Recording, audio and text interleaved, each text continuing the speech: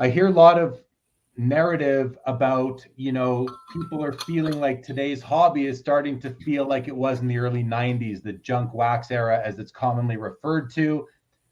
In your position now, and just your thoughts on the hobby up until today, the last couple of years, really, what are your thoughts on that? Are we heading, like, are there any key differences, key similarities that you feel you can answer this question and say, no, we are not in another 90s junk wax era? Or do you feel that we there are some similarities that we could potentially be there? Yeah, this is a very important topic. Um, so much so that I wrote 53 pages on it. The There's a lot of differences, and we really aren't anywhere near the same risk of what happened before. First of all, the fundamental reason we got to that place back in the 90s was there was no transparency, like none. Like, this is all pre-internet, so everybody thought they were the only ones that had 12 Griffey 89 upper decks, but like, we all had 12 upper decks, but we didn't know that all you had was visibility into like what the Beckett price guide said and what your local hobby shop said. Like, we didn't have the internet, let alone all the data and technology to understand and understand transparency of supply and who has what and where and what it sells for. So that alone is night and day. But also back then, we didn't have it was all base cards, right? The reason it was junk is because by definition, you knew exactly what you were going to get in that box, and none of those cards were valuable, and there was no possibility of pulling a rare or valuable card out of it.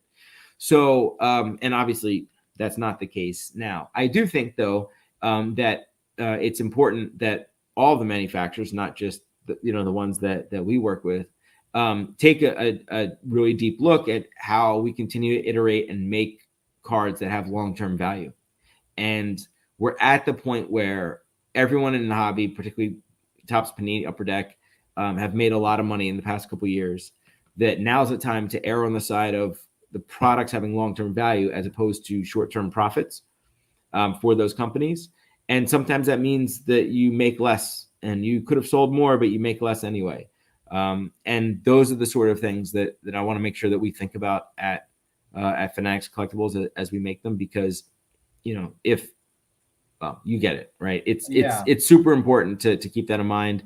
And the only way to grow the hobby is that the people that come in and buy cards, if they lose money, if they continue to lose money, they open boxes and it's not worth anything, they're going to go away, and the whole thing goes away. So Yeah.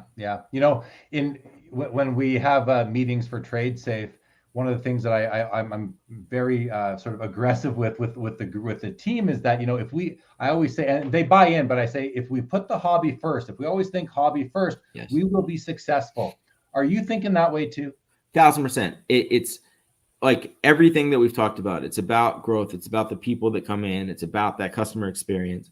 And one of the many reasons of why I couldn't be happier and more appreciative of the relationship with Michael Rubin and Fanatics and to do this is that's how they view it. That's how they've always viewed, Fanatics it's about the fan. It's about what does that person want, and how to do that. So yeah, that's the driving force for all of this.